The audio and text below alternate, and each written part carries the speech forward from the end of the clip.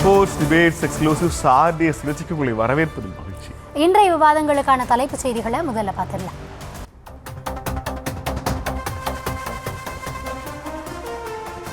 திமுக நம்பும் 2.0, அதிமுக சொல்லும் 0. கள்ள யதார்த்தம் என்ன? 2026 சட்டமன்ற தேர்தலிலும் வெற்றி பெற்று திராவிட மாடல் 2.0 ஆட்சி அமையும் என தொடர்ந்து சொல்லி வரும் முதலமைச்சர் ஸ்டாலின்.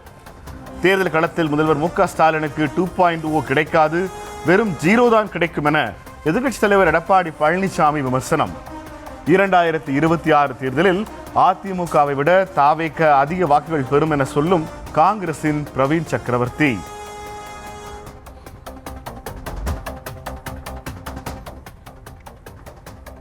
நெருங்கும் தேர்தல், விருப்ப மனு விநியோகத்தை தீவிரப்படுத்தும் அரசியல் கட்சிகள். இன்று விருப்ப மனுவை விநியோகிக்க தாவேக துவங்கிய நிலையில் 1.5 மணி நேரத்தில் 10,000 மனுக்கள் விநியோகம். கூட்டணியே முடிவாகாமல் விருப்ப மனுக்களை விநியோகித்து தேர்தல் பணிகளை தீவிரப்படுத்தும் தேமுதிக ராமதாஸ்.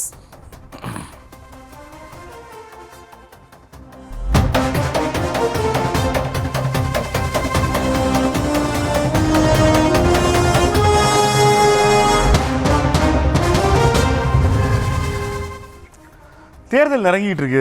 திமுக அதிமுக ரெண்டு கட்சிகளுமே கூட்டணிகளை இறுதி செய்வதில் ரொம்ப ஆர்வமாக இருக்காங்க. களம் எப்படி இருக்கு? திமுக 2.1 முதலமைச்சர் சொல்ற மாதிரி 2.0வா இல்லை 2 அடிச்சுட்டு அந்த ஓ தான் வந்து 0 அப்படின்னு எடப்பாடி பழனிசாமி சொல்றாரு. இந்த ரெண்டு பாசிபிலிட்டிஸ் என்னன்னு பார்க்க போறோம். ஆர்டிஎக்ஸோட ரேப் என்ன சொல்லுதுன்னு பார்க்கலாம்.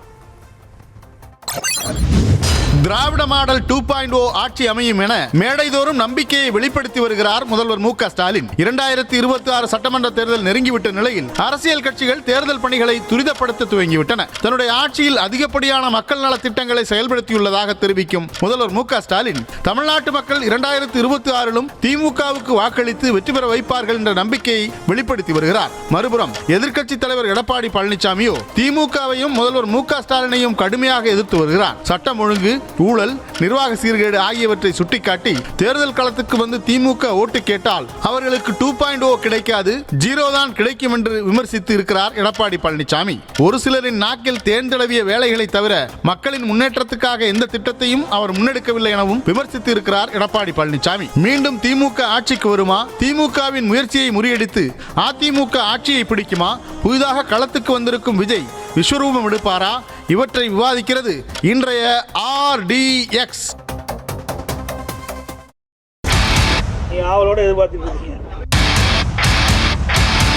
डीएमके सरकार के एग्जिट का நீங்கள் உங்க சங்கி படையே கூட்டிக்கிட்டு வந்தாலும் உங்களால் ஒன்றும் இங்கு பண்ண முடியாது.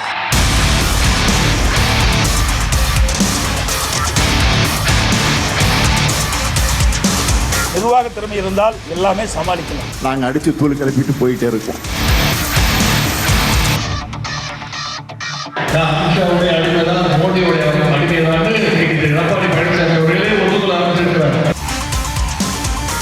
உதயநிதி வந்து எங்களுக்கு கணிப்பு சொல்ல வேண்டிய அவசியம் இல்லை. அவர் ஜோசிக்காரம் இல்லை. அவருடைய கூட்டணி அவர் காப்பாற்றினா போதும்.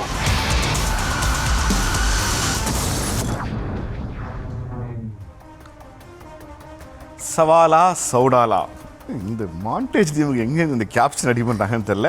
திமுக நம்பும் 2.0, அதிமுக சொல்லும் 0. கள யதார்த்தம் என்ன? ஆர்டிஎக்ஸ் எழுந்திருக்கிற முதல் பெருங்கேள்வியும் பார்த்துடலாம். மீண்டும் திமுக ஆட்சி ஏற்படும் என எதன் அடிப்படையில் முதல்வர் நம்புகிறார்? எஸ் கௌதமி. என்னன்னா, ஒவ்வொரு முறையும் தேர்தல் களத்தை நம்ம பார்க்குறோம். ஒரு கட்சி ஆளும் கட்சியாகவும் இன்னொரு கட்சி எதிர்கட்சியாகவும் இடையில புதிய புதிய கட்சிகள் வராங்க. ஆனால் ஒவ்வொரு தேர்தல்லையுமே மக்கள்கிட்ட, தொண்டர்கள்கிட்ட பரப்புரைக்க போகிறப்ப ஒவ்வொரு கட்சி தலைவர்களும் என்ன சொல்கிறாங்க? இந்த முறை நம்ம தலைமையில் தான் ஆட்சி, நாம தான் ஆட்சிக்கு வரப்போகிறோம். இது ஒவ்வொரு தேர்தலுக்குமே கட்சி தலைவர்கள் பாகுபாடு இல்லாமல் அவங்க செய்யக்கூடிய பரப்புரை. ஸோ அப்படித்தான் இந்த பரப்புரையை நானும் பார்க்குறேன். ஏன்னா தொண்டர்கள் அப்புறம் எப்படி உற்சாகப்படுத்துவது? இல்லை நம்ம தோல்வி அடைஞ்சிரும் அப்படின்னா போய் ஒரு தலைவர் தொண்டர்கள் மத்தியில் இல்லை மக்கள் மத்தியில் பேச முடியும்? நாம தான் மீண்டும் ஆட்சிக்கு வர போகிறோம், நம்ம நிறையா பண்ணியிருக்கோம், அதனால் மக்கள் நமக்கு வாக்களிப்பாங்க, எல்லாரும் களத்தில் வேலையை மேற்கொள்ளுங்க, கண்டிப்பாக மீண்டும் நம்ம ஆட்சி அப்படின்ற அடிப்படையில் தான் அந்த ஒரு பிரச்சாரத்தை நான் பார்க்குறேன். இல்லை, கள யதார்த்தம் என்னன்னு கேட்குறாங்க. ஆமாம், அதிமுக சொல்கிறது இல்லை, களம் இல்லை. மீண்டும் திமுக ஆட்சி ஏற்படும் என எதன் அடிப்படையில் முதல்வர் நம்புறாரு அப்படின்னு தான்.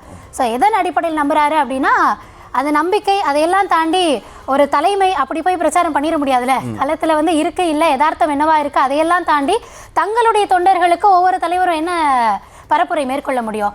நம்ம வலுவா இருக்கிறோம், கூட்டணி வலுவா இருக்கு, நல்லா செஞ்சிருக்கோம், அதனால வந்துருவோம். இதுதானே ஒவ்வொரு முறையும். நீங்க திமுக இதுக்கு முன்னாடியும் இருந்த ஆட்சி காலங்கள்லாம் பார்த்தீங்கன்னா ஒவ்வொரு முறையும் அடுத்த முறை அவங்க வந்தாங்க வரல அப்படின்றத தாண்டி களத்தில் போய் என்ன பேச முடியும்? நாம தான் வரப்போகிறோம், நம்ம அவ்வளோ செஞ்சுருக்கோம் அப்படின்றது தான். இந்த 96 அந்த 2000 அந்த காலகட்டத்தில், இன்னும் 2006 அந்த காலகட்டத்தில் திமுக ஒவ்வொரு முறையும் மக்களுக்கு செஞ்சுருக்கோம், அதனாலே வாக்கு வரும்னு அவங்களும் இல்லை, அதனாலே மக்களும் வாக்களிக்கலை. ஸோ ஒவ்வொரு முறையும் பரப்புரை திமுக அதிமுகவை பொறுத்த வரைக்கும் இரு கட்சிகளும் டு த எக்ஸ்டென்ட் எந்த அளவுக்கு போய் பரப்புரை செய்யணுமோ அந்த அளவுக்கு பரப்புரை செய்வாங்க. அதன் அடிப்படையில் திமுகவும் இந்த முறை களத்தில் இருக்காங்க, அதிமுகவும் களத்தில் இருக்காங்க. ஸோ திமுகலேருந்து அந்த கட்சி தலைமை வந்து மீண்டும் நம்மளுடைய ஆட்சி தான் அப்படின்றார். இதில் திமுகவுக்கு இருக்க சவால் என்ன அப்படின்னா, தொடர்ந்து மீண்டும் மீண்டும் நம்ம சொல்கிறது, அதிமுக சமீபத்தில் கூட ஒரு 10 ஆண்டுகள் ஆட்சியில் இருந்தாங்க. ஆனால் திமுக எங்கே இருந்தாங்க, எப்போ இருந்தாங்க, மக்கள் ஆதரவு அப்படி இருந்ததா அப்படின்ற தொடர் கேள்விகளை ஒவ்வொரு தேர்தலையுமே நம்ம எழுப்ப வேண்டியதாக இருக்குது.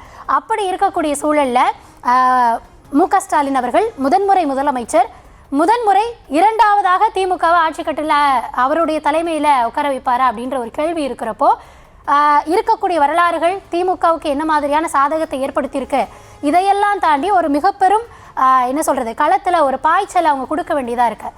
அப்போது அதற்கேற்ற பரப்புரையை தொண்டர்களை உற்சாகப்படுத்துறதை தாண்டி தலைமை நாம நம்பிக்கையா இருக்கும் அப்படின்றத தொண்டர்கள் மத்தியில் காண்பிக்கணும் இல்லையா? ஸோ இதை தாண்டி அப்புறம் வேற என்ன மாதிரியான பரப்புரை நம்ம எதிர்பார்க்க முடியும்னு ஒரு கேள்வி இருக்குல்ல. 2004 2014 கடந்த அந்த 10 ஆண்டுகளில் காங்கிரஸ் அரசாங்கம் மேலே டெல்லியில் ஆட்சியில் இருந்தாங்க, கூட்டணி அரசாங்கம், ஐக்கிய முற்போக்கு கூட்டணி 1, ஐக்கிய முற்போக்கு கூட்டணி 2. ஆனால் 10 ஆண்டுகள் தொடர் ஆட்சியை பாஜக எப்படி வென்றாங்க? அவங்க வெல்றதுக்கு ஏதாவது ஒரு பிளான் வேணும் இல்லை? அப்போ அவங்க பாஜக கையில் எடுத்து ரொம்ப முக்கியமான ஒன்று, இந்தியாவிலேயே சிறந்த மாடல் குஜராத் மாடல். அந்த குஜராத் மாடலை 15 ஆண்டுகளாக நிர்வகிச்சுட்டு இருக்கிறாரு முதலமைச்சர் நரேந்திர மோடி. அந்த ஊரில் பாருங்கள், அந்த நாடு வந்து அந்த மாநிலம் வந்து செல்வ செழிப்பு மிக்க மாநிலமாக இருக்குது. இந்தியாவிலேயே பணக்காரர்கள் அதிகமாக இருக்குது, ஜிடிபி அதிகமாக இருக்காங்க, தொழிற்சாலைகள் அதிகமாக இருக்குது. இதை கட்டி காப்பாற்றிய முதலமைச்சர் மோடி பிரதமராக வருகிற போது உங்களால் இந்தியாவை வலுப்பெற்ற ஒரு நாடாக மாற்ற முடியும்னு 2014 இந்தியா முழுமைக்கும் குஜராத் மாடல்னு ஒன்று என்டிஏ ப்ரொஜெக்ட் பண்ணுறாங்க. அந்த குஜராத் மாடலினுடைய முன்மாதிரியாக முதலமைச்சராக இருந்த நரேந்திர மோடி பிரதமராக உறுப்பெறுகிறார். அப்போ இந்தியா முழுக்க இருக்கிற எல்லா மாநிலங்களுக்கும் எல்லா மாநிலங்களும் பின்பற்ற வேண்டியதுன்னு ஒரு மாடலை எடுத்து முன்வைக்கிற போது அது குஜராத் மாடலாக மாறுது.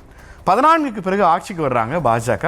10 ஆண்டுகள் போது நம்ம நிறைய பண மதிப்பிழப்பு ஆரம்பித்து கொரோனாவை எதிர்கொண்டதுலேருந்து அந்த 10 ஆண்டுகளில் தொடர்ந்து போய்கிட்டே இருக்கு. 2021 தேர்தலின் போது, இன்னும் சொல்ல போனால் 2019 தேர்தலையே திரும்ப முன்வச்ச முழக்கம்ங்கிறது குஜராத் மாடல் என்பது இந்தியாவுக்கான வழிகாட்டுதல் மாடல் இல்லை. அப்போ குஜராத் மாடலுக்கு கம்பேர் பண்ணுறதுக்கு, குஜராத் மாடலுக்கு ஒப்பிடுவதற்கு நமக்கு ஒன்று வேணும். அது என்னன்னா, அவங்க திராவிட மாடல் அப்படின்னு எடுத்துட்டு வராங்க.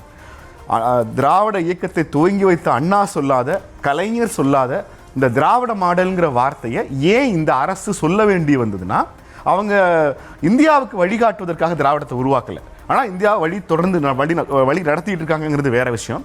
ஆனால் ஒரு அரசு ஆட்சி, மக்கள் நல திட்டங்கள், அதனுடைய வரவு செலவினங்கள் எந்த பாதையில் போகணுங்கிற புள்ளியில் குஜராத் மாடல்னு ஒன்று, கல்வி, பொது சுகாதாரம், மருத்துவம், தனிநபர் உரிமை, தனிநபர் ஆயுட்காலம், இந்த எல்லா விஷயங்களையும் கம்பீட் பண்ணுறது ரொம்ப முக்கியமான ஒன்று.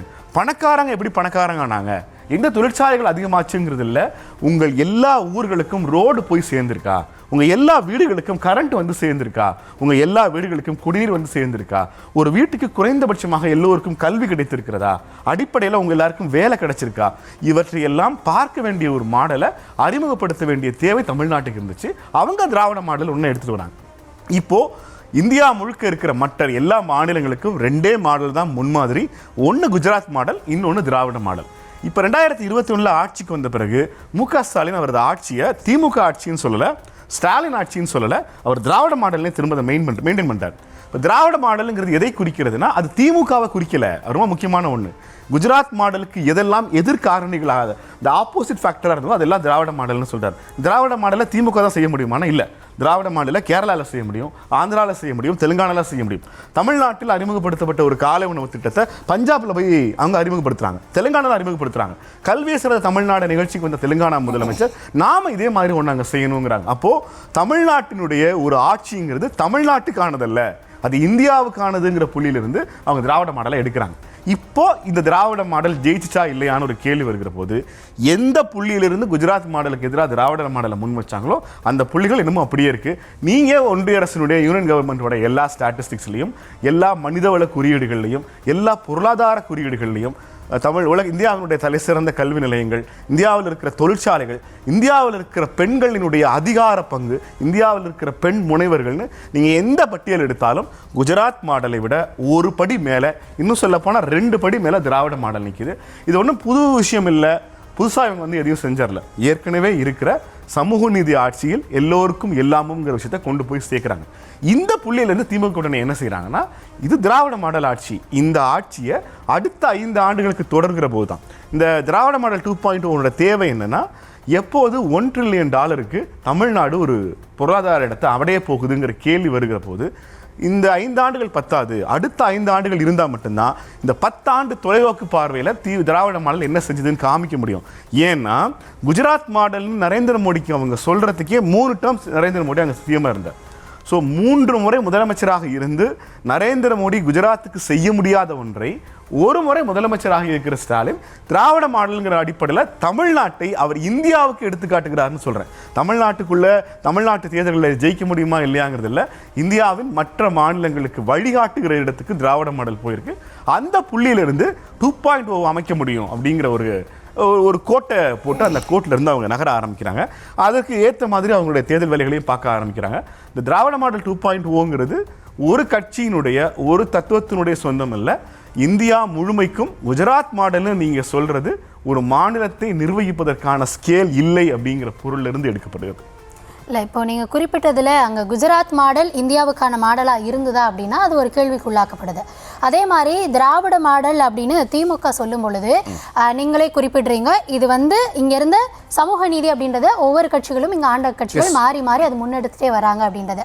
இன்னொரு விஷயம், 10 ஆண்டுகள் அதிமுக இருந்து மீண்டும் திமுக வருகிற பொழுது அவங்க எதன் அடிப்படையில் மக்கள் தேர்ந்தெடுக்கிறாங்க அப்படின்றது ஒன்று இருக்கு இல்லையா? ஸோ ஒவ்வொரு முறையும் உங்கள் கூட்டணி பலம் இதையெல்லாம் தாண்டி மக்கள் நம்ம மேலே ஒரு நம்பிக்கை வைக்கணும்.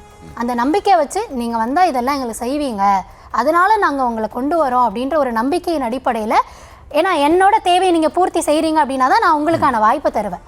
அதன் அடிப்படையில் தான் மக்கள் வாய்ப்பு தர்றாங்க. இங்கே இருக்க ஒவ்வொரு தரப்பு மக்களும் அவங்களுக்கான வாய்ப்புகள் தங்களுக்கு என்ன தேவையோ அதை இந்த அரசு நிறைவேற்றும் அப்படின்னு கொண்டு வந்து வைக்கிறாங்க. ஆனால் நீங்கள் சொன்னதை நிறைவேற்றினீங்களா அப்படின்ற ஒரு கேள்வி தானே அடுத்த கட்டமாக ஆப்வியஸாக எல்லாரும் கேட்குறது அதுவாக தானே இருக்கும். இன்றைக்கி எதிர்கட்சிகள் சொல்கிறதோ அதே குற்றச்சாட்டு அதான். நீங்கள் அவ்வளவு வாக்குறுதிகளை அள்ளி வீசினீங்க, அதில் எவ்வளவு நிறைவேற்றி இருக்கிறீங்க அப்படின்னு இன்னும் எதிர்த்தரப்பில் பாமக ஒரு புத்தகமே போடுறாங்க, அண்ணாமலையெல்லாம் வெள்ளை அறிக்கை வெளியிடுங்க அப்படின்னு கேட்குறாங்க. அப்போது நீங்கள் சொன்னதில் மக்கள், நீங்கள் சொன்ன 500 எனக்கு ஞாபகம் இருக்குமா இல்லை மக்களுக்கு ஞாபகம் இருக்குமா அப்படின்னு தெரியாது. குறிப்பாக ஒவ்வொருத்தரும் அவங்களுக்கு சாதகமான ஒன்று நினச்சிருப்பாங்களே. இப்போ படிக்கக்கூடிய மாணவர்கள் நீட் தேர்வு ரத்து பண்ணிடுவோம், அந்த ரகசியம் எங்களுக்கு தெரியும் அப்படின்னு சொல்கிறப்ப அவங்க என்ன நம்பியிருப்பாங்க? ஒரு நம்பிக்கைன்றது நீங்கள் இதில் இக்கனாலாம் வச்சு சொல்லுவீங்க, அதுக்குள்ளே சில இது இருக்கும் அப்படின்லாம் நம்ப மாட்டாங்க. ஓகே, இவங்க அதை சால்வ் பண்ணிடுவாங்க போல் அப்படின்ற ஒரு நம்பிக்கை வைப்பாங்க. அதே மாதிரி நீங்கள் லோன் எல்லாம் மாணவர்களுடைய கல்வி கடனை ரத்து பண்ணுவோம் அப்படின்னீங்க. இன்றைக்கி இருக்கக்கூடிய பொருளாதார சூழலில் அதுவும் கோவிட் பீரியடுக்கு அப்புறமா ஒரு இது வருது. கோவிட்ல நிறைய பேர் வேலை வாய்ப்பு இல்லாமல் இருந்தாங்க, அந்த கல்வி கடனை திரும்ப செலுத்த முடியாமல் இருந்தாங்க. ஓகே, இந்த அரசு வந்ததுன்னா அதை தன் கையில் எடுத்துக்கிட்டு நம்மளை கொஞ்சம் ஃப்ரீயாக விடுவாங்க, நம்ம அடுத்த கட்ட முயற்சிகளை மேற்கொள்ளலாம் அப்படின்ற ஒரு நம்பிக்கை இருந்திருக்கும். இன்னும் சொல்ல போனால் அந்த மின்கட்டண உயர்வு இன்னைக்கு எதிர்கட்சிகள் மேற்கொள்ளக்கூடிய முக்கியமான பரப்புரையாக அந்த மின்கட்டண உயர்வு இருக்கு. அந்த மின்கட்டண உயர்வு நாமளே கூட நிறைய நேரம் பேசியிருக்கோம். ஒவ்வொரு வீடுகள்லையும் இன்னைக்கு மின்கட்டணம் எந்த அளவுக்கு வருது அப்படின்றத நீங்கள் சொன்னதே என்ன அப்படின்னா அதை மாதத்திற்கு ஒரு முறை எடுப்போம் அப்படின்னீங்க. அப்போ எடுத்திருந்தா அது எவ்வளவு தூரத்துக்கு மக்கள் கையில் பணப்புழக்கத்தை அதிகப்படுத்தியிருக்கோம், நீங்கள் குறைச்சிருக்கலாம், மக்கள் மீதான சிரமத்தை நீங்கள் கம்மி பண்ணியிருக்கலாம். இன்னொன்று, மகளிரை பொறுத்த வரைக்கும் அதாவது பொருளாதார இதுன்றது எல்லாருக்கும் உரித்தானது அப்படின்னாலும் மகளிர் என்ன நினச்சிப்பாங்க, சிலிண்டருக்கு $100 மானியம் அப்படின்னீங்க, அது எப்போ வரும் அப்படின்னு சொல்லி கேட்டிருப்பாங்க. இதுபோல் நிறைய வாக்குறுதிகள் ஒவ்வொரு சார்பில் இருந்தோ ஓகே இந்த அரசு வந்தால் இது நமக்கு சரியாயிரும், இவ்வளோ நாள் நம்ம வெயிட் பண்ணோம், இந்த அரசு மாறுச்சுன்னா அது சரியாயிரும் அப்படின்னு தானே இந்த 10 கால அதிமுக ஆட்சிக்கு ஏன் முடிவுரை எழுதுனாங்க. நீங்கள் கொடுத்த வாக்குறுதிகள் இது அத்தனையும் இந்த அரசு வந்தால் நிறைவேற்றும் அப்படின்னு உங்களை கண்ணு மூடிட்டு நம்பினாங்க இல்லையா? அந்த நம்பிக்கை இப்போ எந்த அளவுக்கு நிறைவேறி இருக்கு இருக்க, சொல்லாத திட்டங்களையும் செஞ்சோம் அப்படின்றீங்க. ஆனா ஏற்கனவே அந்த அரசு செய்த சில திட்டங்களும் இப்ப நடைமுறையில் இல்ல.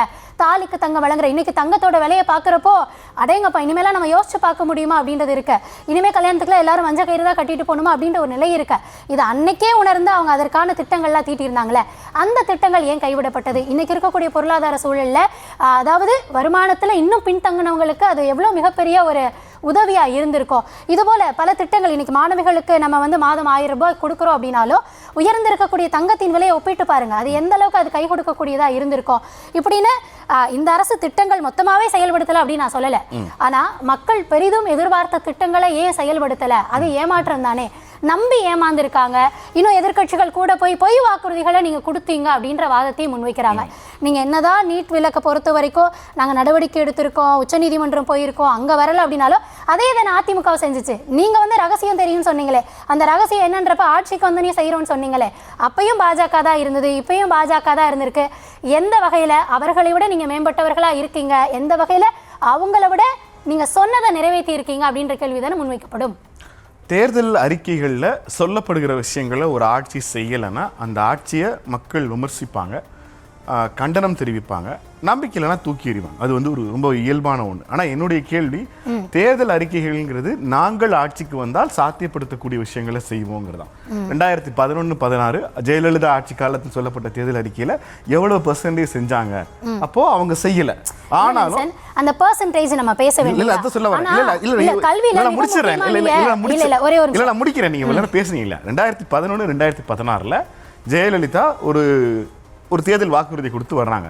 16 ஆட்சி முடிவில் அவங்க சொன்ன தேர்தல் வாக்குறுதிகளில் கிட்டத்தட்ட 23% தான் அவங்க நிறைவேற்றினாங்க, மீதி நிறைவேற்றலை. ஆனால் அதுக்காக நீ சொன்னதை தேர்தல் அறிக்கையில் நிறைவேற்றலை, அதனால நான் உன்னை ரிஜெக்ட் பண்ணுறேன் அப்படின்னு மக்கள் போகலை. அப்போது தேர்தல் அறிக்கைங்கிறது ஒரு அம்சம். எலெக்ஷனில் இது செய்ய போறீங்களா, ரைட்டு, நீங்கள் செய்கிறேன்னு சொன்னீங்களே, ஏன் செய்யலைங்கிற கேள்வி. ஆனால் தேர்தல் அறிக்கைகள் மட்டும் ஒரு ஆட்சியை தீர்மானிக்கிற அளவுகோல் இல்லைங்கிறதுக்கு 2016 தேர்தல் தான் உதாரணம் சொல்கிறேன். திரும்ப ஜெயலலிதாவோட தேர்தல் அறிக்கையை மக்கள் ஏற்றுக்கொண்டு 16ல் வாக்களிக்கிறாங்க. அப்போ அந்த ஆட்சியில் சொன்ன வாக்குறுதி கொடுக்கப்பட்ட தேர்தல் அறிக்கைகளில் பெரும்பாலானவற்றை நிறைவேற்றாவிட்டாலும் அந்த ஆட்சியை மக்கள் மனங்கள் எப்படி பார்க்கின்றன? இந்த ஆட்சி என்ன தொற்றுக்கு, இந்த ஆட்சியில் கரண்ட் மின்வெட்டு இல்லை, இந்த ஆட்சியில் பெண்களுக்கு பாதுகாப்பு இருக்கு, இந்த ஆட்சியில் விலைவாசி கம்மி, இந்த ஆட்சியில் என்னோட உரிமை பாதுகாக்கப்பட்டிருக்கு. இவை எல்லாவற்றையும் கம்பேர் செய்கிற போது நான் முடிக்கிறேன். இந்த காரணிகளை மையப்படுத்தி தேர்தல் அறிக்கைகளை விடவும் மக்கள் ஒரு ஆட்சி இடம் போடுவாங்கல்ல கௌதமி, அந்த புள்ளியிலிருந்து 2016-21க்கான வாய்ப்பை கொடுக்குறாங்க. அடிப்படையில் அதே தான் தமிழ்நாட்டுக்கும் இந்த திமுக அரசுக்கும் பொருந்தும். திராவிட மாடல் அரசுன்னு அவங்க கிளைம் பண்ற ஒன்று, அவங்க சொன்ன தேர்தல் வாக்குறுதிகளில் எவ்வளவு நிறைவேற்றிருக்காங்கிறது மக்களுக்கு தெரியும். இல்லை நீங்க சொன்னதை நிறைவேற்றலைன்னா மக்கள் ஆல்டர்னேட்டா அதிமுக சூஸ் பண்ணிட்டு போகிறாங்க. ஆனால் நான் இப்போ சொல்றேன், இப்போ 2026 தேர்தலுக்காக திமுக இன்னொரு தேர்தலுக்கு மக்களுக்கு இந்த மாதிரி ஒரு நல்ல ஒரு தெளிவு பிறந்திருக்கும். எந்த கட்சியும் அந்த வாக்குறுதிகளுக்காக மட்டுமே நம்பி நம்ம வாக்களிக்க கூடாது. இல்ல மக்களுக்கு 100 வருஷமா தெளிவு இருக்கு. ஏன்னா ஒவ்வொரு முறையும் இந்த தேர்தல் வாக்குறுதிகளை மக்கள் கேட்டே இருக்காங்க. 2026ல கட்சிகளுக்கு அந்த தெளிவு வந்திருக்குமான்றது ஒரு கேள்வி. கட்சிகளுக்கு இல்ல, நீங்க நல்லா கவனிச்சீங்க, ஏமாற்ற கூடாது அப்படின்னு இல்ல கட்சிகளுக்கு தெளிவு வந்திருக்கு. கனிமொழி கருணாநிதி தலைமையிலான தேர்தல் தயாரிப்பு குழு கூட்டத்துக்கு எத்தனை தரப்புகள்ல இருந்து வந்து கோரிக்கை வைக்கிறாங்கிற செய்தியை நீங்க பார்த்துருந்தீங்கன்னா உங்களுக்கு தெரிஞ்சிருக்கும். அதிமுகவிலிருந்து அப்படி ஒரு ஏற்பாடு செய்யப்படவே இல்லை. அதாவது உங்களிடமிருந்து கோரிக்கைகளை பெற்று அவற்றை கம்பைல் பண்றோன்னு ஒவ்வொரு இயக்கமாக, ஒவ்வொரு அமைப்பாக, பிசினஸ் சேம்பர் ஆஃப் காமர்ஸ்ல இருந்து, இஸ்லாமிய அமைப்புகள்ல இருந்து ஒவ்வொருத்தரா போய் நான் முடிச்சிடறேன். நீங்க போன ஆட்சியில சொன்னதுல இதெல்லாம் மிஸ்ஸிங், இதையே செய்யலை, இதை செய்யலைங்கிற அடிப்படையில் நாங்கள் இதை எக்ஸ்ட்ரா கேட்குறோம் அப்படின்னு மக்கள் அந்த கோரிக்கையை வைக்கிறாங்க. இப்போ இந்த புள்ளி என்னன்னா, உங்கள் கோரிக்கைகளை உங்களிடமிருந்து பெற்று நாங்கள் இதை செய்வோங்கிற உறுதிமொழி தான் தேர்தல் அறிக்கை.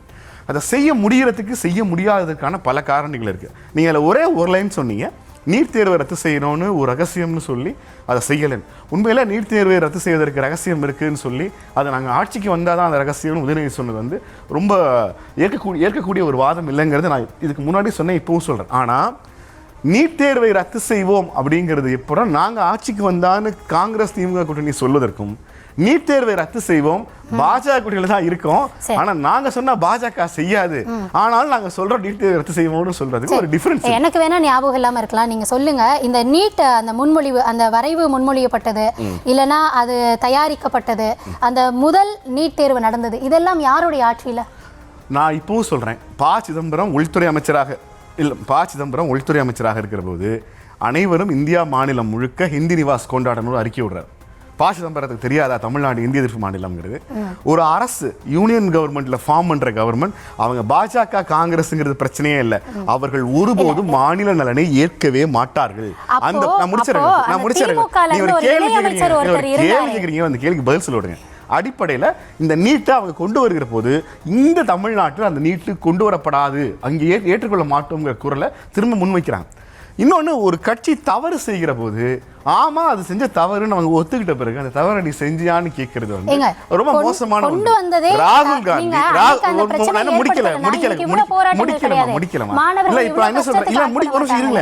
ராகுல் காந்தி சொல்றாரு, நீட் காங்கிரஸ் கொண்டு வந்தது தவறு, மாநில பட்டியலுக்கு கல்வியை மாற்ற வேண்டும்னு நான் இப்ப சொல்றேன். ஆர்எஸ்எஸ் சித்தாந்தங்களுக்கு காங்கிரஸில் இருந்த இந்துத்துவ தலைவர்கள் எங்களை தவறாக வழிநடத்தி இருக்கிறார்கள் ராகுல் சொல்றார். அப்ப ராகுல் ஒரு ப்ராமிஸ் பண்றாரு, என்னன்னா 29 நாங்க அடுத்த ஆட்சி, அவங்க சொன்னது முன்னாடி 24 ஆட்சிக்கு வந்தாலும் சரி 29 ஆட்சிக்கு வந்தாலும் சரி இந்த நீட்டை ஒழிக்கிறதுக்கு நாங்க முயற்சி பண்ணுவோம். முயற்சி பண்ணல, கல்வியை நேரடியாவே மாநில பட்டியலுக்கு மாற்றுவோங்கிறார். நாங்க செஞ்ச தவறை திருத்திக்குவோன்னு சொல்ற காங்கிரஸ் திமுக கூட்டணி ஒரு பக்கம், நாங்க நீட்டை எங்களுக்கு வேணும், நீட்டை ரத்து செய்ய முடியாதுன்னு சொல்ற பாஜகவோடு கூட்டணி வச்சிருக்கிற அதிமுகவிடம் அந்த கேள்வியை கூட கேட்க மாட்டோம்ங்கிறது அடிப்படையில் அரசியல் தெரியாதவர்கள் அல்ல, அரசியல் தெரிந்தவர்கள். கேட்க மாட்டோம், வலியுறுத்த மாட்டோம், இல்ல அதற்கான நடவடிக்கைகள் எடுக்க மாட்டோம். சொல்ல ஒரே ஒரு வார்த்தை அவங்க சொல்லல, தொடர்ந்து வலியுறுத்துவோம். சென்ற இதுலயே அவங்க அதான் சொல்லிருக்காங்க, நாங்க கண்டிப்பா கலைஞர் இருந்தவரை, ஜெயலலிதா இருந்தவரை நடக்காத நீட் தேர்வு ஏன் நடந்துச்சுன்னு ஒரு கேள்வி வருகிற போது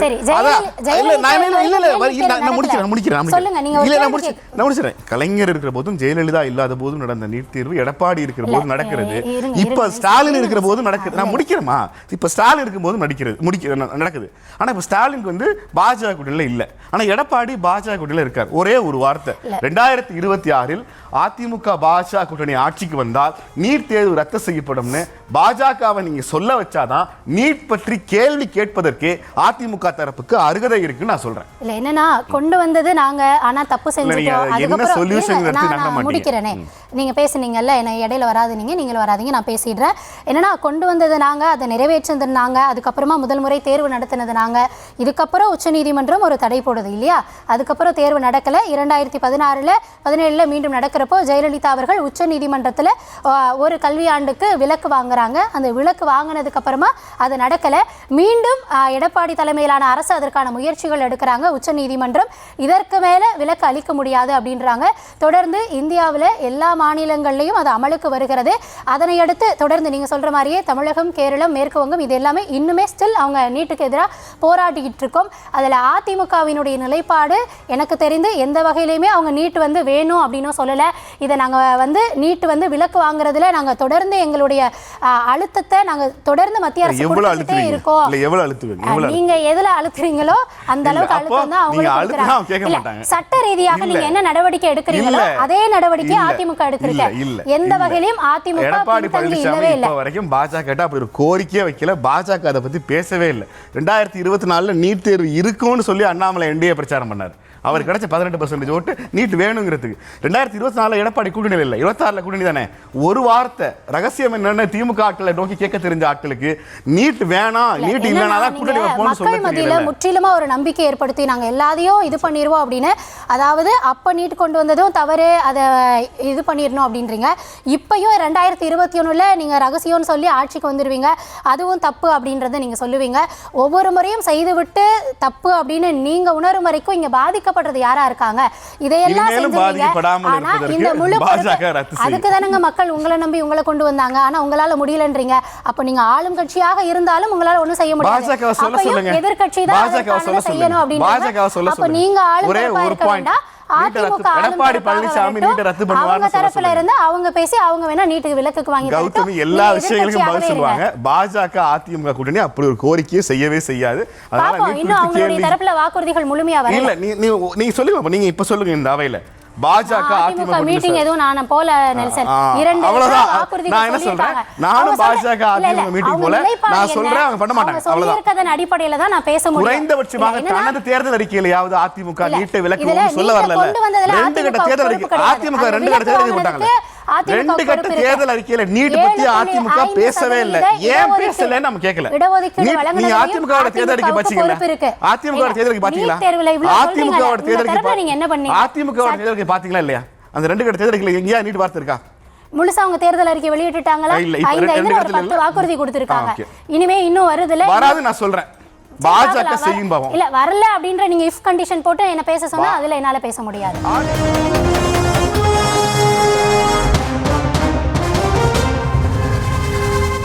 திமுக 2.0 சொல்றாங்க, அதிமுக நீங்க வெறும் 0ன்னு சொல்றாங்க. கலை யதார்த்தம் என்னன்னு பேசிட்டு இருக்கோம்.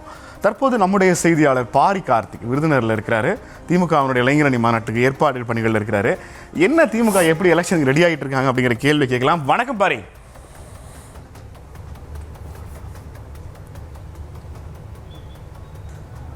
வணக்கம் நெல்சன். எப்படி இருக்கு மாநாட்டு ஏற்பாடுகள்? ஆமா, எலெக்ஷனுக்கு வேலை பார்க்க சொன்னா இவங்க என்ன மாநாட்டு வேலையெல்லாம் பார்த்துட்டு இருக்காங்க? எப்போ எலெக்ஷன் வேலை பார்க்கறது ஐடியா?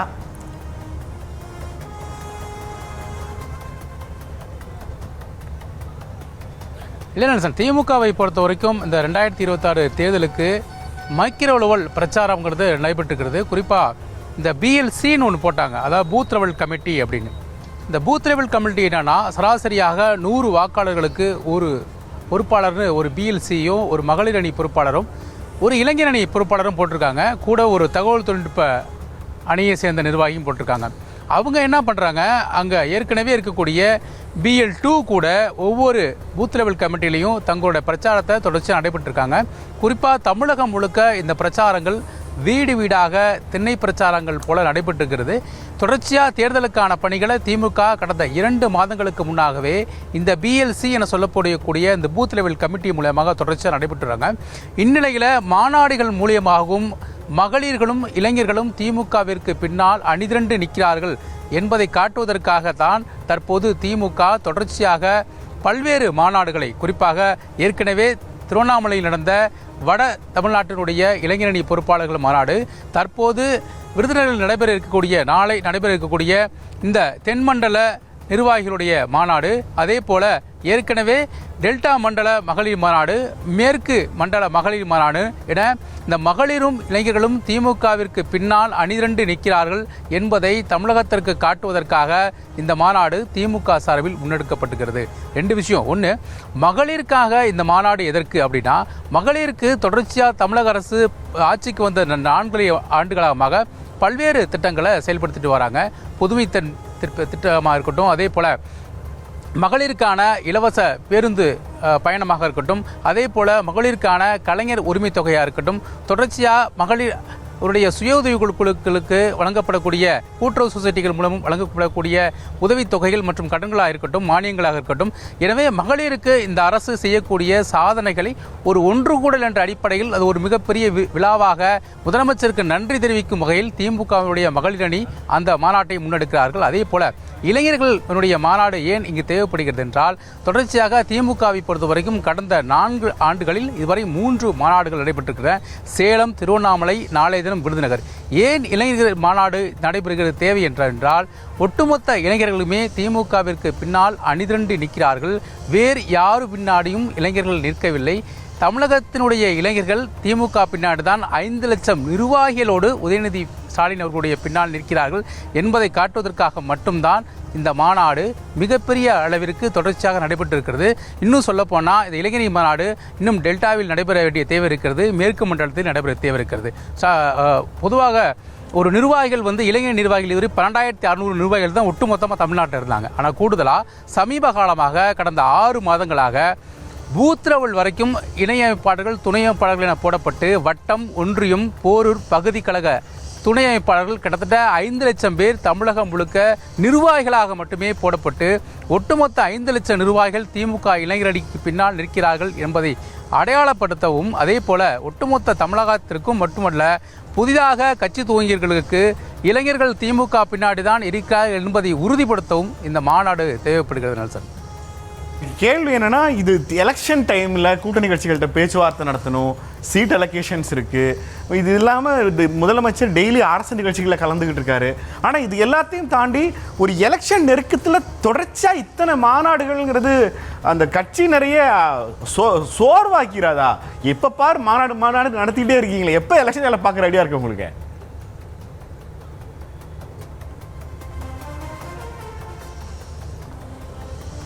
இது ரொம்ப முக்கியமான கேள்வி சார். திமுகவை நோக்கி கேட்குற கேள்வி, அதாவது தேர்தல் 3 மாதம் தான் இருக்குது, இதுக்குள்ளே ஏன் இவ்வளோ மாநாடுகள், இவ்வளோ தேவையா? இந்த மாநாடுகள் மூலயமா நீங்கள் என்ன சாதிச்சிட போகிறீங்க அப்படின்னு. பொதுவாக கட்சிக்காரர்களை அணிதிரட்ட வேண்டிய தேவை திமுக இருக்கிறதுக்கு, ஒட்டுமொத்தமாக அணிதிரட்ட வேண்டிய தேவை. ஏதோ மாநாடுங்கிறது கூடி கலைகிற ஒரு கூட்டமாக, ஒரு இடமாக மட்டுமே இல்லாமல் அவர்களை ஒருங்கிணைக்க வேண்டிய இடமாகவும் இந்த மாநாடு இருக்கிறது. அவர்கள் இந்த மாநாட்டிற்கு வரும் பொழுது அவர்களுடைய தலைவரை பார்க்கிறார்கள், தலைவருடைய உரையை கேட்கிறார்கள். எனவே இதன் மூலியமாக அவர் தொடர்ச்சியாக இந்த கூடல் தன்னுடைய திமுக காரன் என்பதை தொடர்ச்சியாக அவர்கள் அந்த மெய்ப்படுத்துவதாகவும், அதே போல இத்தகைய மாநாடுகள் மூலியமாக தொடர்ச்சியாக அவர்களுக்கு அந்த வேலையினுடைய உத்வேகம் அதிகமாக இருப்பதன் காரணமாகத்தான் தொடர்ச்சியாக அவர்கள் என்ன செய்கிறார்கள் என்றால், இந்த மாநாட்டின் மூலமாக அவர்களுக்கு பல பணிகள் கொடுக்கப்பட்டிருக்கிறது. ஏற்கனவே இந்த மாநாட்டுக்கு வருவதற்கு முன்னாடி நெல்சன் சராசரியாக தென் மண்டலத்தில் மட்டும் கிட்டத்தட்ட 360 கூட்டங்கள் நடைபெற்றிருக்கிறது. 360 கூட்டங்கள் இல்லைன்னா இந்த மாநாடை எப்படி ஒருங்கிணைக்கிறது? இந்த மாநாட்டிற்கு பின்புலமாக இருக்கக்கூடிய இந்த 360 கூட்டங்களும் தொடர்ச்சியாக அவர்களுக்கான அந்த வேலைகள் கொடுக்கப்பட்டிருக்கிறது. இந்த வேலைகளின் அடிப்படையில் தான் இந்த மாநாடு கூடப்பட்டிருக்கிறது. தொடர்ச்சியாக மாவட்ட செயலாளர்கள், மண்டல பொறுப்பாளர்கள், அமைச்சர்கள் இந்த ஒவ்வொரு கூட்டத்திலையும் பேசியிருக்காங்க. சராசரியாக 360 கூட்டம் அப்படின்னா ஏற்கனவே வட தமிழ்நாட்டிலேயும் ஒரு 360 கூட்டம் இருக்கு. இந்த கூட்டங்கள் மூலமாகவும் மாநாட்டுக்கு வர ஒன்று திரட்டல் மூலமாகவும் இவர்கள் மாநாட்டிற்கு வரும் பொழுது இந்த தேர்தலுக்கான பணிகளை இன்னும் அதிகமாக செய்வார்கள்.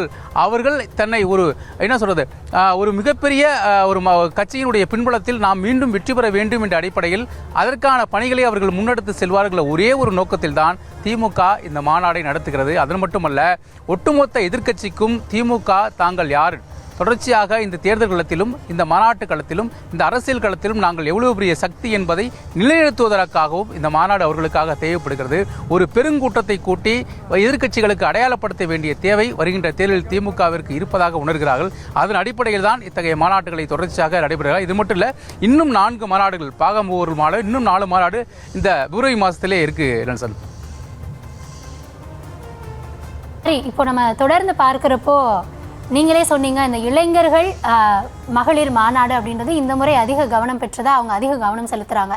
மாநாடுகளே பொதுவாக இதுக்கு முறையும் இருந்த தேர்தல்களில் இவ்வளவு கவனம் செலுத்தினாங்களா, இல்லை இந்த தேர்தலில் அதற்கான தேவை திமுகவுக்கும் அதிகமாக இருக்கிறதா? இன்னுமே தொகுதி பங்கீடு அதில் சில கட்சிகள் இன்றைக்கே ஃபங்க்ஷன்லலாம் கூட்டணியில் இருந்த சில கட்சிகளை தவிர்க்கிறாங்க. அப்படி இருக்க சூழலில் ஓவராலாக இதை எப்படி ஹேண்டில் பண்ண இருக்காங்க?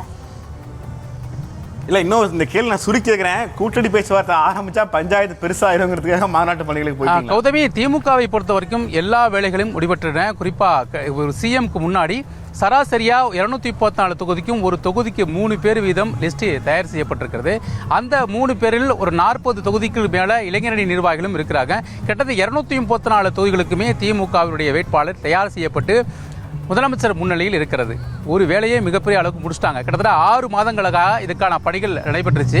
ஏதோ 1-2 பணிகள் மட்டும் இல்லை, மினிட் புக்கு என சொல்லக்கூடிய திமுக நிர்வாகிகளுடைய மினிட் புக்கை தொடர்ச்சியாக முதலமைச்சர்களும் ஆய்வு செய்தார், துணை முதலமைச்சர்களும் ஆய்வு செய்தார். அவர்களுக்கான பணிகள், அவர்கள் என்ன செஞ்சாங்க, என்ன செய்யலை உள்ளிட்ட பல்வேறு புகார்கள் அடிப்படையில் எனக்கு தெரிந்து வேட்பாளர்களுடைய பட்டியல் தயார் செய்யப்பட்டிருக்கிறது. அதற்கான பணிகளும் முடிவுற்றிருக்கிறது. இப்போ அடுத்து திமுகவோட முக்கியமான விஷயமா பார்க்கப்படுறது கூட்டணி பேச்சுவார்த்தை குழு. இந்த கூட்டணி பேச்சுவார்த்தை குழு நாளைக்கு அறிவிக்க இருக்கிறாங்க. இந்த நாளைக்கு அறிவிச்ச திமுக பேச்சுவார்த்தை குழு தொடர்ச்சியாக அனைத்து கட்சி வழக்கம் போல ஐயுஎம்எல் ஸ்டார்ட் பண்ணுவாங்க. ஐயுஎம்எல் ஸ்டார்ட் பண்ணி ஒரே வார காலத்திற்குள்ளாக அனைத்து கட்சிகளுமான அந்த பேச்சுவார்த்தை முடிவுற்று ஒப்பந்தம் கையெழுத்தாகும் என்று எதிர்பார்க்கப்படுகிறது. ஏனென்றால் திரைமறைவில் ஒரு பக்கம் பேச்சுவார்த்தை நடைபெற்றுக் கொடுப்பதாக தகவல் சொல்லப்படுகிறது. தற்போது நேரடியாக அந்த பேச்சுவார்த்தை ஒப்பந்தத்தின் அடிப்படையில் 2 முறைதான். முதல் முறை மரியாதை நிமித்தமாகும், 2ஆம் முறை ஒப்பந்தங்கள் அடிப்படையிலும் ஒரே வாரத்திற்குள்ளாக ஒட்டுமொத்த வேலையும் திமுக முடிவடைந்துவிடும். அதனால் அவர்களுக்கு இந்த வேலைப்பளு என்பது பெரிதாக தெரியவில்லை. ஏனென்றால் தொடர்ச்சியாக 2017 இருந்து இந்த கூட்டணி வருகிறது. புதிதாக எந்த கட்சியுமே இல்லை தேமுதிகவை தவிர. 2017 இருந்து இந்த கட்சிகள் தொடர்ச்சியாக திமுகவுடன் 2021 வெற்றியாக இருக்கட்டும், 2024 வெற்றியாக இருக்கட்டும் என தொடர்ச்சியாக அவங்க டிராவல் வரதுனால புதுசாக பேசி அது ஒரு பெரிய ஆர்கியூமெண்ட் ஆக்க வேண்டிய தேவை திமுக இருக்குல்ல. எனக்கு தெரிந்து எல்லா பணிகளும் முடிவுற்றுட்டன. கிட்டத்தட்ட காங்கிரஸ் உடனான முதல் ஒப்பந்தம் கையெழுத்தப்பட்டு அடுத்த ஒரே வாரத்திற்குள்ளால அனைத்து கட்சிகளுடைய ஒப்பந்தமும் கையெழுத்தப்பட்டு மார்ச் 1ஆம் தேதி முதலமைச்சர் பிரச்சாரத்தை துவங்குகிறார். பிப்ரவரி 20ஆம் தேதி துணை முதலமைச்சர்கள் தமிழகம் முழுக்க 214 தொகுதியிலும் பிரச்சாரத்தை மேற்கொள்ள போகிறார். எனவே திமுக தங்களுடைய வேலையை மைக்ரோ லெவலில் ரொம்ப அதிகமாக பண்றாங்க. கோதவி இல்லை, எனக்கு டவுட் வந்து காங்கிரஸ் வந்து சீல் பண்ணிட்டாங்களா? மறைமுக பேச்சுவார்த்தையில் காங்கிரஸ் ஒரு டீல் சைன் ஆகிடுச்சு. ஏன்னா எப்போவுமே நீங்கள் கூட்டணி பேச்சுவார்த்தைக்குள்ள அமைச்சிங்கன்னா முதல்ல இந்திய யூனியன் முஸ்லீம் லீக், ரெண்டாவது காங்கிரஸ், இதுதான் வழக்கம். அவங்க 2 பேருக்கும் ஃபைனலைஸ் ஆகிடுச்சா நம்பரு? இல்லை காங்கிரஸ் வருங்கிறதுக்காக வெயிட் பண்ணி இன்னொரு மாநாடு வரையும் வெயிட் பண்ணலாமா?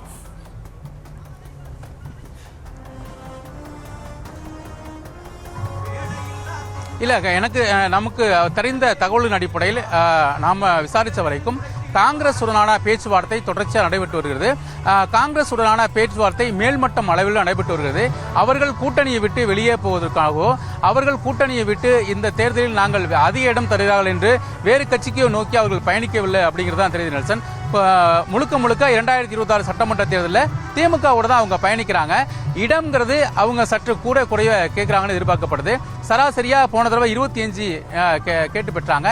இந்த முறை கூடுதலாக 5 பெறுவதற்காக தயாராக இருக்காங்க. அதுவும் விரைவில் பேச்சுவார்த்தை மூலம் சரியாக இருக்கும் என்று, அதாவது இது வந்து பெரிய விஷயம் இல்லை, பேச்சுவார்த்தை மூலம் இது சரியாக அமையும் என்று சொல்றாங்க. அது மட்டுமல்ல, காங்கிரஸ் திமுக விட்டு வெளியேறுவதற்காக அவர்கள் விரும்பவில்லை. திமுகவும் காங்கிரஸை கைவிடுவதாக இல்லை நெல்சன். நான் தொடர்ச்சியாக பார்த்துக்கிட்டு இருக்கோம். எந்த இடத்துலையும் இந்த காங்கிரஸ் உடனான பிரிவுங்கிறது ஒரு சில அமைப்பாளர்கள், கட்சியினுடைய நிர்வாகிகள் வந்து தொடர்ச்சியாக பேசுகிறாங்க. அதுக்கும் முக்கியமான காரணம் அங்கே இருக்க மாவட்ட திமுக கூட இருக்க பிரச்சனை தான். அவங்களுக்கு வந்து தலைமை மேலே இருக்க பிரச்சனை இல்லை, அங்கே இருக்கக்கூடிய மாவட்ட நிர்வாகம் மற்றும் மாவட்ட அமைச்சர்கள் மூலம் இருக்க பிரச்சனை மட்டும்தான் அவர்கள் இந்த கோபத்தை வெளிப்படுத்துகிறாங்களே தவிர, இது காங்கிரஸுடைய தலைமைக்கு திமுக மீது இல்லை கோபமோ, திமுக தலைமை மீது காங்கிரஸுக்கு உடனான உள்ள கோபமும் உள்ள. கிட்டத்தட்ட 2017 இந்த கூட்டணி ஒன்றா இருக்காங்க. அது மட்டும் இல்லை, ஒட்டுமொத்த இந்தியா முழுமைக்குமே யார் புறக்கணித்தாலும் காங்கிரஸை திமுக மட்டும்தான் தொடர்ச்சியாக தூக்கி கொண்டாடி கொண்டிருக்கிறது. ஒரு கூட்டணி கட்சி ஆட்சியில் 10 தொகுதிகள், பாண்டி உட்பட 10 தொகுதிகள் எம்பியாகவும் 18 எம்எல்ஏக்களையும் கொடுத்த ஒரே மாநிலமாக தமிழ்நாடு தான் இருக்கிறது, கூட்டணி கட்சிகளுடன் சேர்த்து காங்கிரஸுக்கு. எனவே காங்கிரஸ் ஒருபோதும் திமுக விட்டு விழுவதற்கான வாய்ப்பே இல்லை சார். அடுத்தடுத்த சில கேள்விகளை கேட்கலான்னு இருந்தோம். ஆனால் உதயநிதி பாடல் பின்னால் ஒலிக்க ஆரம்பிச்சிருச்சு. உங்களுடைய தகவல்களுக்கு நன்றி. மாநாட்டை நல்லா கவர் பண்ணிட்டு வாங்க Pari. Thank you, thanks for the time. நன்றி பாரி.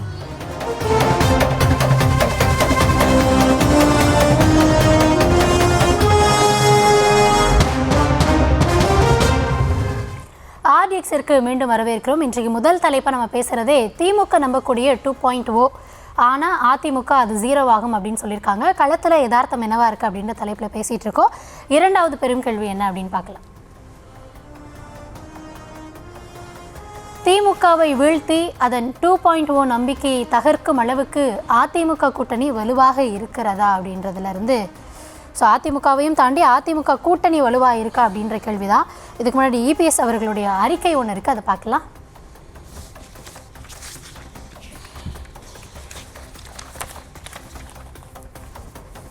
எஸ்,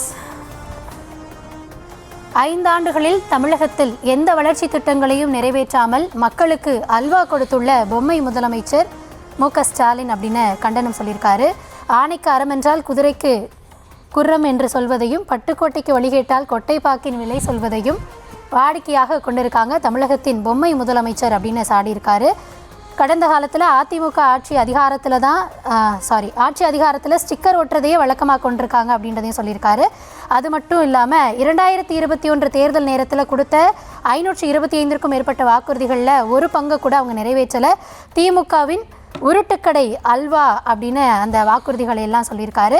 மத்திய அரசிடம் அந்த அல்வா பாக்கெட் எல்லாம் கொடுத்தாங்க. அது ஒரு பெரிய ஐகானாவே இருந்துச்சு. மத்திய அரசிடம் வாதாடியோ போராடியோ இணக்கமாக பேசியோ தமிழக மக்களுக்கு தேவையான எந்த ஒரு நலத்திட்டத்தையுமே கொண்டு வரல அப்படின்ற குற்றச்சாட்டையும் முன் வச்சிருக்காங்க. மொத்தமாகவே வாய்ஜாலம் காட்டி கொண்டு இருக்காங்க அப்படின்னு சொல்லியிருக்காங்க. கோவை மதுரை மெட்ரோ ரயில் திட்டங்களுக்கு முறையாக திட்ட அறிக்கையை மத்திய அரசிட்ட சமர்ப்பிக்கலை அப்படின்றதையும் குற்றச்சாட்டாக முன் வச்சிருக்காரு. இதனால் புழுகு மூட்டைகளை அவிழ்த்து விட்டு மக்களுக்கு நிஜமாக அல்வா கொடுக்கும் பம்மாத்து வேலையை அரங்கேற்றிட்டு வராங்க. ஏமாற்று மாடல் திமுக ஆட்சியை வீட்டுக்கு அனுப்பும் நாளை எதிர்பார்த்து தமிழக மக்கள் காத்திருக்காங்க அப்படின்றதோட பேஸ்மெண்ட் வீக்கு பில்டிங் ஸ்ட்ராங் அப்படின்னு ஒரு படத்தில் வர நகைச்சுவை சுட்டி காட்டி அவங்களுடைய ஆட்சி இன்னைக்கோ நாளைக்கோ அப்படின்னு ஊசலாடிட்டு இருக்கு அப்படின்ற குற்றச்சாட்டையும் முன் வச்சிருக்காரு. அது மட்டும் இல்லாமல் கண்ணாடி முன் நின்று கொண்டு வெற்றி என்று இம்சை அரசன் சொல்றது போல தற்போதைய தலைமை சொல்லிட்டு இருக்கு அப்படின்றதையும் குற்றம் சாட்டியிருக்காரு.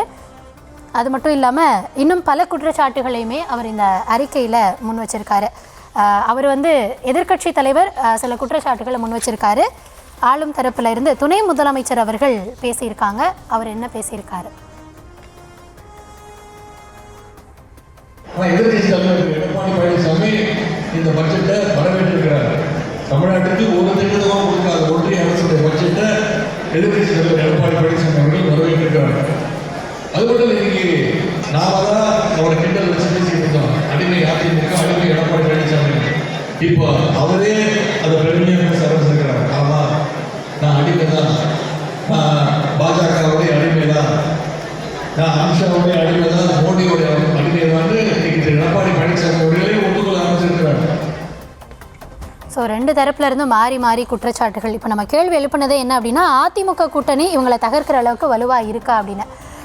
அதாவது நான் பார்த்த வரைக்கும் அதிமுகவினுடைய அந்த தேர்தல் ஸ்ட்ராட்டஜி அப்படின்றது ஒவ்வொரு முறையும் திமுக ஆட்சி கட்டிலிருந்து இறக்கிட்டு அவங்க வரதுக்கு ஒரு ஸ்ட்ராட்டஜி தனியாக வச்சு அதை அவங்க எக்ஸிக்யூட் பண்ணுற விதம் அப்படின்றது ஒன்று இருக்கு. இந்த முறை எடப்பாடி அதை எவ்வளவு சிறப்பாக கையாள போகிறாரு அப்படின்ற ஒரு கேள்விதான். இன்னொன்று, கூட்டணி வச்சு பேசுகிறப்போ நம்ம அதிமுக சென்ற முறை, அதாவது 10 ஆண்டுகள் ஆட்சிக்கு பிறகு ஒரு ஆன்டி இன்கம்பன்சி, அதுக்கப்புறமா தேர்தலில் களம் காண்றாங்க. அவங்களுடைய வெற்றி வாய்ப்பு எந்தெந்த பகுதிகளில் அவங்க நழுவ விட்டாங்க, இன்னொன்று ஒரு எதிர்க்கட்சியாக எவ்வளவு தொகுதிகளை வென்று அவங்க அமர்ந்தாங்க அப்படின்றதுல இருந்தே 10 ஆண்டு காலமாக ஒரு கட்சி ஆட்சியில் இருந்திருக்கிறது. மக்கள் இவங்க வேணான்னு ஒதுக்குறப்போ அவங்க முற்றிலுமாக, அதாவது பெரும்பான்மை எதிர்கட்சினா பலமான எதிர்கட்சியா அப்படின்ற ஒரு கேள்வி வரும்ல, அந்த இடத்துல அதிமுக ஒரு பலமான எதிர்கட்சியாக தான் அவங்க நம்பியிருக்காங்க. ஏன்னா அந்த அளவுக்கான இடங்கள் அவங்களுக்கு கொடுத்துருக்காங்க. ஸோ 10 வருஷத்துக்கு அப்புறமும் அவங்கள அந்த மாதிரியான ஒரு இடத்துல தான் அவங்க பார்த்தாங்க. அப்படின்றப்போ இந்த முறை மக்களுக்கு இந்த ஆட்சி மேலே இருக்கக்கூடிய அதிருப்தி அதுவும் அவங்களுக்கு சேர்ந்திருக்கும். இன்னொன்று, கூட்டணியாக பொதுவான பார்வை என்ன சொல்லப்படுது அப்படின்னா, சென்ற முறை 2021 என்ன கூட்டணி இருந்ததோ அதே தானே அப்படியே தானே இருக்க போது, என்ன டிடிவி அவர்கள் சேர்ந்திருக்காரு அப்படின்றது சொல்லப்படுது. சென்ற முறை நாமளே நம்ம விவாதத்தில் பேசியிருக்கோம், டிடிவி அவர்களால் கிட்டத்தட்ட ஒரு 20லேருந்து 30 தொகுதிகளில் அவரால் பாதிப்பு அதிமுகவுக்கு இருந்தது அப்படின்ற வகையில் இந்த முறை அந்த எண்ணிக்கையை நீங்கள் சேர்த்துக்கோங்களேன். ஏன்னா ஆளும் தரப்பின் மேலே இருக்கக்கூடிய ஆன்டி இன்கம்பன்சி, மீண்டும் அதிமுக வரணுமா வேணாமா அப்படின்றது, கூட்டணியாக அவங்க எந்த அளவு பலத்தில் இருக்காங்க அப்படின்றது. சென்ற முறையை பொறுத்த வரைக்கும் கொங்குல ஏற்கனவே அதிமுக பலமாக இருக்காங்க. இந்த முறை பாஜகவுடன் கூட்டணி அதை இன்னும் கொஞ்சம் பலப்படுத்தியிருப்பாங்க. ஏன்னா ஏற்கனவே அதிமுக இந்த தேர்தலுக்காக பலப்படுத்தும் வேலைகள் எல்லாம் எங்கெல்லாம் வீக்னஸ் இருக்கோ அதெல்லாம் சரி பண்ணணும் அப்படின்ற நடவடிக்கையில் அவங்க ஈடுபட்டு இருக்காங்க. அந்த வகையில் பாஜகவினுடைய கூட்டணி ஒரு பகுதியில் ஸ்ட்ராங்கான ஓட்டை கொண்டு வரும் அப்படின்னு நம்பப்படுது.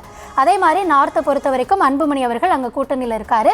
அந்த பகுதியிலிருந்தும் வாக்குகளை எப்படி கொண்டு வர போகிறாங்க. சவுத் சவுத் கேள்வியாக இருக்கும், இன்னொன்று டெல்டா கேள்வியாக இருக்கும். அப்படின்றப்போ டிடிவி அவர்கள் உடன் இருக்கிறதும் ஓபிஎஸ்னுடைய பலம் கேள்விக்குள்ளாக்கப்பட்டிருக்கிறதும் தொடர்ந்து களத்தில் நம்ம பேசுகிறனால இந்த முறை அந்த வாக்குகள் எந்த அளவுக்கு அதிமுகவுக்கு வரும் அப்படின்ற பார்வை. இன்னொன்று, டெல்டா பொறுத்த வரைக்கும் அவங்க என்ன கால்குலேஷன்ஸ் வச்சுருக்காங்க, அடுத்தடுத்து எப்படிப்பட்ட வேட்பாளர்களை போட போகிறாங்க அப்படின்றதும் இருக்குது. ஸோ ஓவராலாக இப்போ நம்ம திமுக பேசுகிறப்போ மைக்ரோ லெவலில் என்னென்ன அவங்க செய்கிறாங்க அப்படின்றத திமுக தரப்பில் நம்ம பார்த்தோம். அதே மாதிரி அதிமுகவும் சென்ற முறை நம்ம விட்டதை எதிர்கட்சியாக நம்ம இருந்தாலும், ஒரு பலமான எதிர்கட்சியாக இருந்தாலும், இந்த முறை கிரவுண்டில் ஃபைட் கொஞ்சம் ஜாஸ்தியாகவே இருக்கும். அப்படின்றனால அவங்க தரப்புல இருந்தும் பலவிதமான நடவடிக்கைகளையும் கூட்டணியாக அவங்க சேர்த்து கொண்டதும் சரி, இல்லை இன்னும் களத்தில் தொண்டர்கள் மத்தியில் அவர் பரப்புரை மேற்கொண்டது. ஏறத்தாழ ஒரு கட்சி தலைவர் 180க்கும் மேற்பட்ட தொகுதிகளில் தன்னுடைய பரப்புரையை முடிச்சிருக்காரு.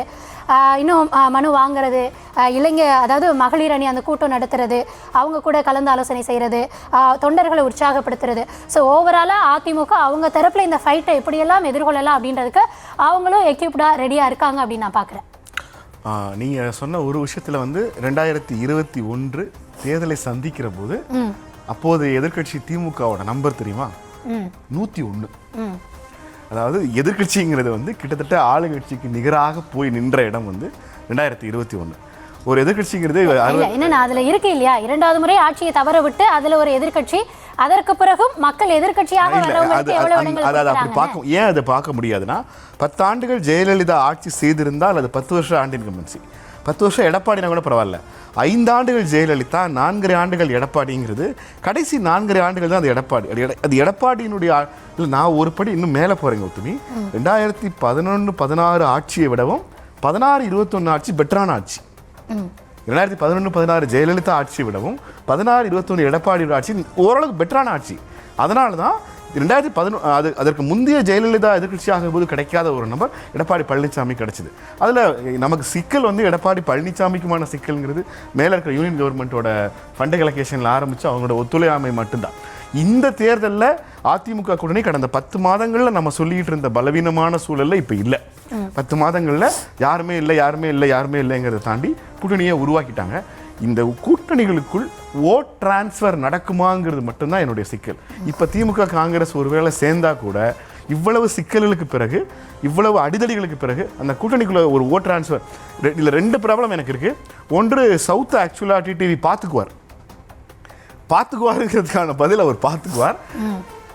ஆக்சுவலி ப்ராப்ளம் என்னன்னா நார்த் ஆக்சுவலி பிரச்சனை. அன்புமணி பாதி பாமகவோடு உட்கார்ந்து இருக்கிறார். அவர் எந்த அளவு ஆக்சுவலாக அவருக்கு சேலம், தருமபுரி, கிருஷ்ணகிரி, கோயம்புத்தூர் பிரச்சனை இருக்காது. இந்த பக்கம் உங்களுக்கு வடஆற்காடு மாவட்டங்களில் எந்த அளவுக்கு விசிகாவோட கன்சாலிடேட் ஓட்டு முன்னாடி ஒரு பாதி பாமகவாக இருக்கிற கூட்டணியோட அதிமுக எப்படி செய்கிறாங்கன்னு டெல்டாவில் ஆக்சுவலி அதிமுகவுக்கான வாய்ப்பு இல்லை.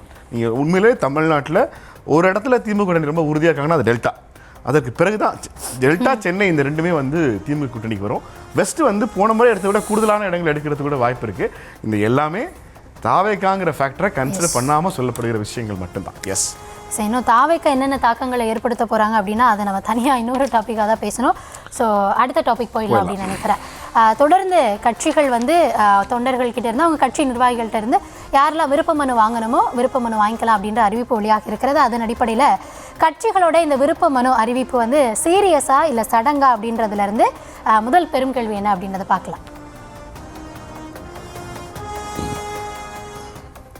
திமுக அதிமுகவை தாண்டி பிற கட்சிகளின் விருப்ப மனு விநியோகிப்பதன் நோக்கம் என்ன அப்படின்றது தான். அதாவது எல்லாருமே 234 தொகுதிகளுக்கும் வாங்கிக்கோங்க அப்படின்னு இருக்காங்க. எனக்கு தெரிஞ்சு இன்னைக்கு பிரேக்கிங் கூட என்ன அப்படின்னா, தாவேகா தரப்புலேருந்து விருப்ப மனு விநியோகம் 1.5 மணி நேரத்தில் முடிஞ்சிருச்சு. மீண்டும் விருப்ப மனு வேணும்னா நாளைக்கு வாங்க, ஏறத்தாழ 10,000 விருப்ப மனுக்கள் வாங்கியிருக்காங்க அப்படின்றாங்க. அதே மாதிரி ஒவ்வொரு கட்சிகளும் வந்து சில நேரங்களில் கூட்டணியே முடிவாகாத பொழுது கூட விருப்ப மனுக்கள் கொடுக்கப்பட்டது, வாங்கினாங்க.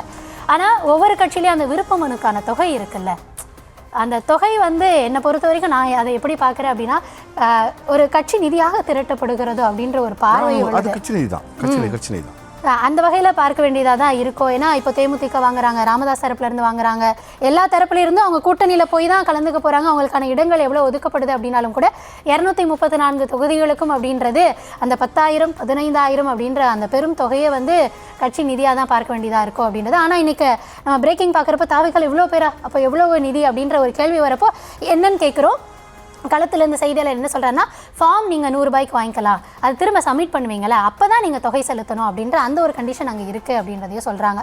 ஸோ நீங்கள் ஃபார்ம் வாங்கணுன்னாலே அவ்வளோ பெரிய நிதி அப்படின்ற ஒரு கட்டுப்பாடு அங்கே இல்லாமல் இருந்தது அப்படின்றத இன்றைக்கி செய்தியில் நம்ம தெரிஞ்சுக்க முடிஞ்சு. பொதுவாக இந்த விருப்ப மனுங்கிறது வந்து நாம் வந்து வேட்பாளராக எம்எல்ஏல நிற்கிறதுக்காகன்னு சொல்லுவோம். இல்லை, மற்றவங்களுக்காகவும் வாங்குறாங்க. இல்லை நான் சொல்ல வரேன், அந்த எம்எல்ஏல நிற்கிறதுக்காக மட்டும் இல்லை. நான் நிறைய விருப்ப மனுக்கள் செய்திகளுக்கு போயிருக்கேன். ஊர் பக்கத்தில் இருந்து ஜெயலலிதாவையும் கலைஞரையும் பார்க்கறதுக்காக வருவாங்க. நீங்கள் விருப்ப மனு கொடுத்துட்டீங்க, நான் 10,000 கட்டேன், 50,000 கட்டிட்டேன், நேர்காணல் கூப்பிடுவாங்கல்ல என்னைய, நான் ஒரு முறை பொருட்செலவை பார்த்துருவேன், ஒரு முறை ஐயாவை பார்த்துருவேன்னு ஊர் பக்கம் வந்து நிற்பாங்க. ஏன்னா அவங்களுக்கு எலெக்ஷனில் நிற்கிறது நோக்கமே கிடையாது. இந்த ஃபார்மை வாங்கி ஃபில்அப் பண்ணி கொடுத்தோம்னா என் பேரை கலைஞர் பாஸ்வார் வர சொல்லுங்க அவங்கண்ணே. அப்போது ஜெயலலிதாவும் கலைஞரும் ரொம்ப ஆக்டிவாக இருந்த காலங்களில் அவங்க உண்மையாக நேர்காணல் நடத்தினாங்க. எப்படி பார்த்தாலும் ஒரு தொகுதிக்கு 3 பேரையாக பார்ப்பாங்க குறைஞ்சபட்சம். ஸோ அந்த 3 பேரில் ஒரு ஆளை நம்ம பார்த்துட முடியாதா அப்படிங்கிறதான் விருப்ப மனுக்கள் வந்து கட்சிகளுக்கும் தொண்டர்களுக்குமான ஒரு பெரிய பாலமாக இருந்துச்சு எல்லா ஊர்லேயுமே. இன்றைக்கி தாவேக்காவோட விருப்ப மனு வீடியோ வந்து அது எந்த அளவுக்கு போச்சுன்னா, அந்த ஆஃபீஸ் சுற்றி இருக்கிற அப்பார்ட்மெண்ட் வாசிகள்லாம் எங்கள் தூக்கத்தை கெடுத்துட்டாங்கன்னு புலம்புற அளவுக்கு. அப்பார்ட்மெண்ட்டே இல்லை நெல்சன், பங்களாஸ் சுற்றி இருக்கிற ரெசிடென்ஸ் ஏரியான்னு வச்சுக்கோங்க. இதுக்குள்ளெல்லாம் வராது கிளாரிட்டி. நிர்மல்குமார் பேசியிருக்காரு நினைக்கிறேன்ல. எஸ், ஆமாம். அந்த வேட்புமனு அந்த வழங்குற நிகழ்ச்சியில் எல்லாரும் ஒரே நாள் வர வேண்டியது அவசியம் இல்லை. ஏன்னா காலை 10 மணிலேருந்து மாலை 6 மணி வரை கொடுக்கப்படும். இன்று இத்துடன் அந்த ஒரு 10,000 விண்ணப்பங்கள் கொடுக்கப்பட்டதுடன் நிறுத்தப்பட்டது. ஏன்னா அதுக்கு மேலே இங்கே தொண்டர்களை நாங்கள் காக்க வைக்க விரும்பவில்லை. அதனால் நாளையிலிருந்து துவங்கும் என்று அனைவருக்கும் அறிவிச்சு விட்டோம். நாளைக்கு காலையிலேருந்து 10 மணிலேருந்து மீண்டும் கொடுக்கப்பட உள்ளது. நாளை காலையில் 10 மணிலேருந்து தொண்டர்கள் அடுத்த 14ஆம் தேதி வரைக்கும் இருக்குது. அதனால் எல்லோரும் பொறுமையாக வந்து வாங்கிக்கணும். ஏன்னா எல்லாரோட எதிர்பார்ப்பு இன்றைக்கி இன்னைக்கு பெரிய ஆச்சரியமான விஷயம் என்னென்னா, பொதுமக்கள் நிறைய பேர், கட்சியில் நிர்வாகிகளாக இல்லாத பொதுமக்கள் கிட்டத்தட்ட ஆயிரக்கணக்கான பொதுமக்கள் விருப்ப மனுக்களை பெற வந்திருந்தார்கள். அவர்கள் இதுவரை கட்சி நிர்வாகிகளுக்கும் யாருக்கும் தொடர்பு இல்லாத பொதுமக்கள் ஆயிரக்கணக்கானோர் வந்திருந்தாங்க. ரொம்ப ஆச்சரியமாக இருந்தது. கண்டிப்பாக உங்கள் அனைவருக்கும் விருப்ப மனுக்கள் கொடுப்பதற்காக அடுத்த 14ஆம் தேதி வரைக்கும் அலுவலகம் காத்திருக்கிறது. எல்லாரும் பொறுமையாக வந்து பெற்றுக்கொள்ளணும்னு வேண்டுகொள்கிறேன். இது எப்படி பொதுமக்களுக்கு கொடுப்பாங்கன்னு எனக்கு தெரியல. On what basis? பொதுவாகவே வந்து விருப்ப மனுக்கள் உங்களோட கட்சியினுடைய தொண்டர் அடையாள அட்டையை வாங்கிட்டு போகும்போது இந்த தொண்டர் இந்த பதிவு ரெஜிஸ்ட்ரேஷன் நம்பரில் வாங்கிட்டு போயிருக்காருன்னு இருக்கும். எப்படி நீங்கள் ஃப்ரீயாக கொடுக்குறாங்கன்னு தெரியலையே. தெரியல, எனக்கும் தெரியல, உங்களுக்கு தெரியல. ஓகே. கள நிலவரம் தெரிந்துமே சிறிய கட்சிகளில் விருப்ப மனுக்களை வாங்க நிர்வாகிகள் நிர்பந்திக்கப்படுகிறார்களா? இந்த கேள்விக்கு பதில் பேசணும்னா நீ சொன்ன என்ன வீடியோ இருக்கு?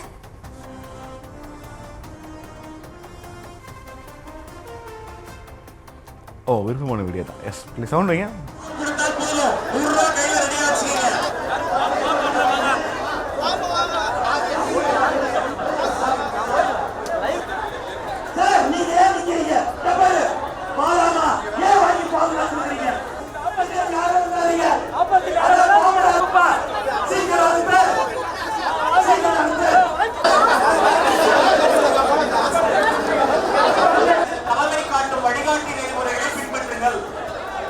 மாவட்ட சேவா மூலமா பேர்லாம் வாங்கிக்கலாம். நாளை கூட வந்து ஃபார்ம் வாங்கிக்கலாம். நாளைக்கு கூட நீங்க வந்து வாங்கிக்கலாம். ஓபன் பண்ணு, ஓபன் பண்ணு. அப்படியே நிக்க விடு. அவங்க எல்லாரும் லேடிஸ் போய் ஏஞ்சிட சொல்லு. அப்படியே உள்ளார போயிடு, உள்ளார போயிடுங்க. இப்படி உள்ளார போ.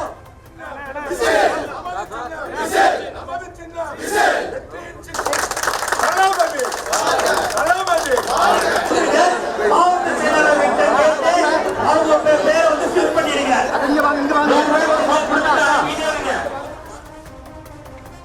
இல்லை, ஒரு திருவிழா ஃபீல் இருக்கு உண்மையில. இல்லை இல்லை நீங்கள் இல்லை, நான் பொதுவாக கட்சியினுடைய விருப்பங்கள் பார்த்துருக்கேன்.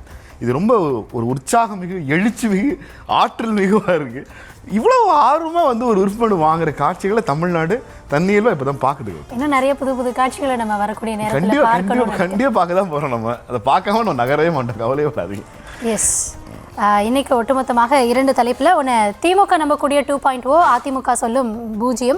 இது வந்து கள நிலவரம் என்ன சொல்லுது அப்படின்றதுல பேசியிருக்கோம். அடுத்ததாக கட்சிகள் வாங்கக்கூடிய விருப்ப மனு, அதையும் நம்ம பார்த்துருக்கோம். தொடர்ந்து மற்றொரு நாள் மற்றொரு தலைப்பில் சந்திக்கலாம். நன்றி, வணக்கம். நன்றி.